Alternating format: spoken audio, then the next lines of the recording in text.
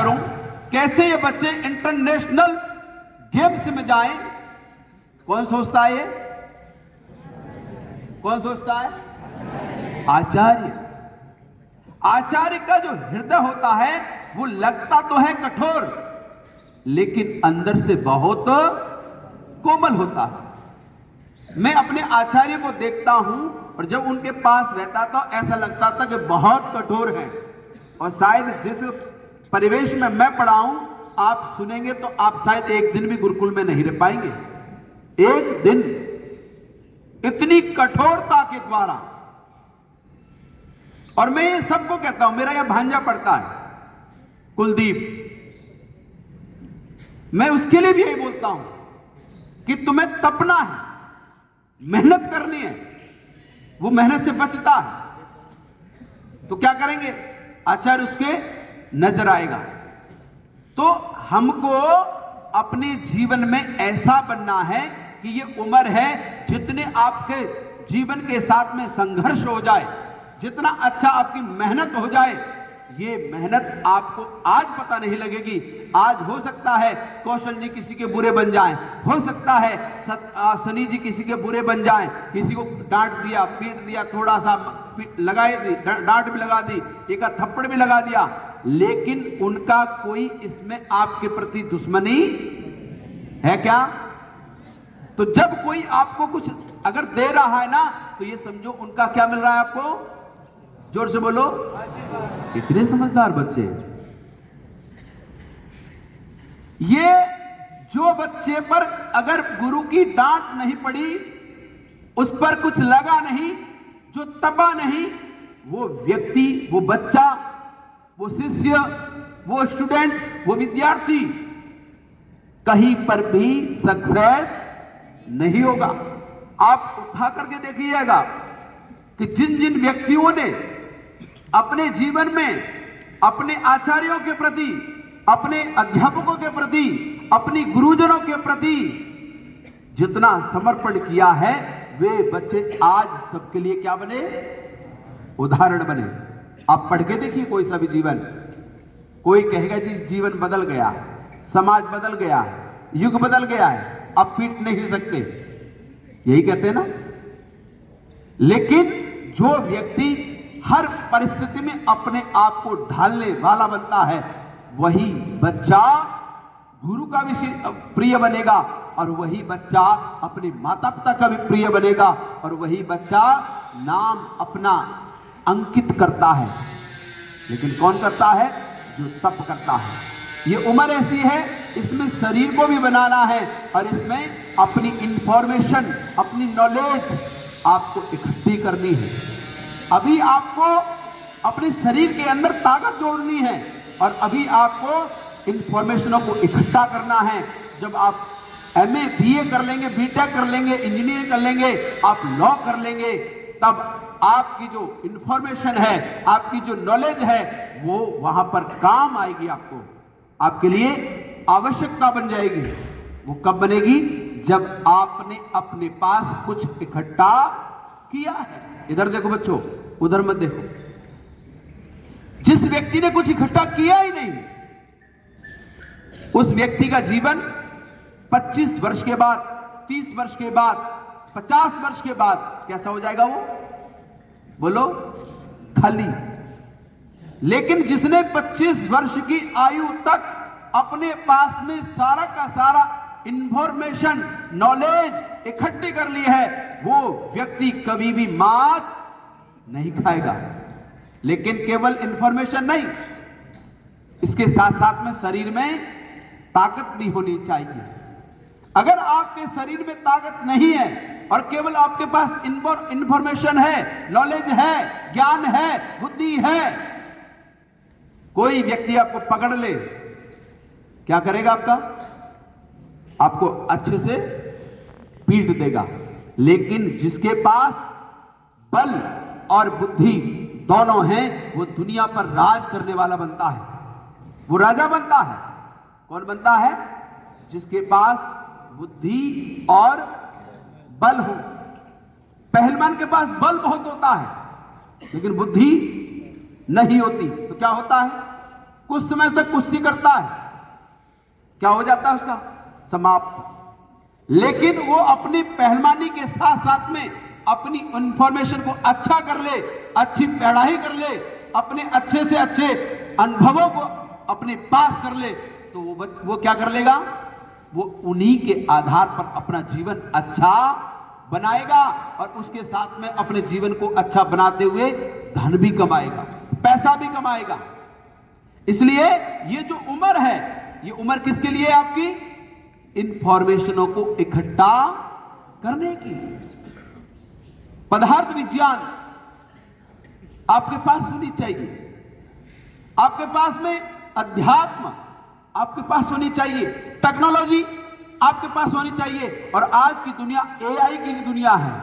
इस दुनिया में आपको इन सारी टेक्नोलॉजी के साथ साथ में धार्मिक होना बहुत जरूरी है। आप सारी टेक्नोलॉजी यूज तो करेंगे, लेकिन अगर अध्यात्म नहीं हुआ, धार्मिक नहीं हुए, अपने माता पिता का सम्मान नहीं किए, आचार्यों का सम्मान नहीं किए, तो आप नास्तिक बन जाएंगे। आप इस देश के क्या बन जाएंगे? शत्रु बन जाएंगे। इसलिए अपने आप को शत्रु से बचाना है। कहते हैं कि जो व्यक्ति अपने जीवन में यह सोच लेता है कि मुझे अपनी मातृभूमि की रक्षा करनी है, और मातृभूमि की रक्षा के लिए केवल तलवार लेके इकट्ठा नहीं होना, हर प्रकार के बच्चे को हर प्रकार की विद्याओं में निपुण होने की आवश्यकता है। और जो व्यक्ति हर प्रकार की विद्याओं में निपुण होता है, वही व्यक्ति अपनी मातृभूमि की, अपनी माता की, अपने पिता की, अपने भाई की, अपने गुरुकुल की, अपनी सभ्यता की, अपनी संस्कृति की रक्षा करता है। और जो व्यक्ति रक्षा करने का व्यक्ति बनता है, वही व्यक्ति बड़ा होता है। इसलिए कोई सेना पा जाएगा, वो सोचेगा मैं रक्षा करूंगा ना, सेना वाला सेना का काम करेगा। आपकी जो योग्यता है, जो आपके अंदर हुनर है, उस हुनर के द्वारा इसके लिए, इस गुरुकुल के लिए आपको भी सोचना है कि जब मैं इस गुरुकुल से पढ़ करके निकलूंगा, जब मेरा 12th होगा, और उसके बाद मैं एक संकल्प जरूर करूंगा कि भविष्य में आचार्य के लिए एक बच्चा अवश्य दूंगा, कोई मित्र दूंगा, या कोई अपने आने वाले पीढ़ी में से दूंगा। क्यों?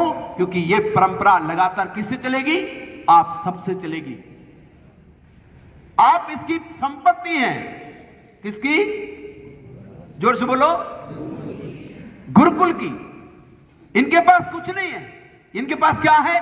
आप हैं तो आप पर अभिमान करते हैं। गुरु अपने शिष्य पर, उसकी योग्यता पर क्या करता है? अभिमान करता है। ऐसा शिष्य गुरु बताइए जो अपने शिष्य पर जिसने अभिमान किया हो, बताओ। आचार्य द्रोण, नाम सुना है? कौन शिष्य था उनका? अर्जुन। उनको उस पर अभिमान था कि मैंने जो शिक्षा दी है वो सामान्य शिक्षा नहीं है, ये व्यक्ति कहीं भी जाएगा, ये मेरा नाम रोशन करेगा। तो इसलिए आप सब पर हमारे आचार्य जी को क्या है? अभिमान है कि मेरे बच्चे, एक भी बच्चा ऐसा नहीं है कि वो विद्या में पीछे हो, एक भी बच्चा ऐसा नहीं है जो फिजिकल में पीछे हो, एक भी बच्चा ऐसा नहीं है कि किसी भी कार्य में वो पीछे हो। वो हर कार्य में अपने आप को 100% देने वाला बच्चा बनता है। और जो व्यक्ति अपने आप को 100% देता है, उसको आचार्य नहीं, दुनिया की सारी शक्ति 100% ही मिलती है। जो बच्चा अपने साथ चोरी करता है, अपने साथ धोखा करता है, वो कभी भी 100% को अगर अपेक्षा करता है तो उसको 100% कभी, बोलो, मिलेगा क्या? नहीं मिलेगा। 100% उसी को मिलता है जिसने अपने आप को 100 दिया। इसलिए आपको क्या देना है? बोलो। आप अपनी मां से दूर हो, आप अपने भाई से दूर हो, आप अपने पिता से दूर हो, आप अपने गांव से दूर हो, तो आपको ये पता है कि मैं सबसे दूर हूं, लेकिन दूर होते हुए अगर मैं अपने यहां समय नहीं दे रहा हूं अपने लिए, अपने शरीर के लिए, अपनी विद्या के लिए, अपने गुरुकुल के लिए, अपने आचार्य के लिए, तो फिर आपका यहां रहना कोई आवश्यकता, बोलिए, आप किसको धोखा दे रहे हैं? किसको दे रहे हैं? अपने आप को। आपके पिता देख रहे हैं कि मैंने बच्चे को गुरुकुल में भेजा है, और गुरुकुल के प्रति क्या मानसिकता पता है? नहीं पता ना। कहते हैं कि गुरुकुल से जो बच्चा पढ़ लिया वो सर्व जगह पर, हर जगह पर सक्सेस हो सकता है। गुरुकुल के प्रति आज भी दुनिया नतमस्तक है, समर्पण है, श्रद्धा है। लेकिन अगर आप गुरुकुल में रह करके गुरुकुल जैसे नहीं बनते हैं तो आपके प्रति उसके आपके गांव में क्या होगा? आपके पिता की बेइज्जती होगी कि देखो भेजा था गुरुकुल में, क्या करके लाया? वैसा ही तो है जैसे यहां के बच्चे जीते हैं। लेकिन ऐसा आपको नहीं बनना। आपके पिता का आपको क्या बनना है? मान बनना है। आपकी मां डेली कहती है कि मेरा बेटा सुबह प्रातःकाल 5 बजे उठता है, मेरा बेटा प्रातःकाल से लेकर के सायंकाल तक फिजिकल और माइंड दोनों की विकास कर रहा है। वो सबको कहती है घर घर जाकर के। मेरी बहन भी कहती है कि मेरा बेटा गुरुकुल में है और वो कुछ बनेगा। लेकिन यहां से कुलदीप बन के नहीं जाए, यहां से आप सब बन के न जाएं तो उनको अपने आप पर क्या होगा? बोलो, निराशा आएगी। इसलिए आप सबसे यही प्रार्थना करता हूं कि आप किसी के लिए कुछ मत करो, लेकिन अपने लिए 100% दीजिए। आपको समाज 100% देगा। ठीक है? बोलिए, देंगे ना? देंगे? Very good. तो आपको अपने लिए, अपने प्रति आपको प्रतिदिन यह निरीक्षण करना है कि क्या आज मैंने अपने लिए कुछ दिया? क्या मैंने अपने साथ धोखा तो नहीं किया? क्या मैं गेम्स में मेरे को गुरुजी ने बुलाया था, मैंने किया क्या? क्या मेरा जो होमवर्क है वो पूरा हुआ क्या? या उसके अलावा भी जो मेरे अंदर जो आचरण की बात है, क्या मैं अपने आचरण पर पक्का हूं? मुझे अपनी शक्ति पूरी कर रहा हूं? शीशे के सामने जाकर के देखना, शीशा ना हो तो अपने एक दूसरे के सामने देखोगे तो आपको पता लग जाएगा कि मैं अपने प्रति कितना ईमानदार हूं। और जो व्यक्ति अपने प्रति ईमानदार होता है वो अपने आचार्य के प्रति, अपनी मां के प्रति, अपने पिता के प्रति, अपने गांव के प्रति, अपने देश के प्रति और अपने समाज के प्रति क्या रहेगा? ईमानदार रहेगा। इसलिए आपको क्या बनना है?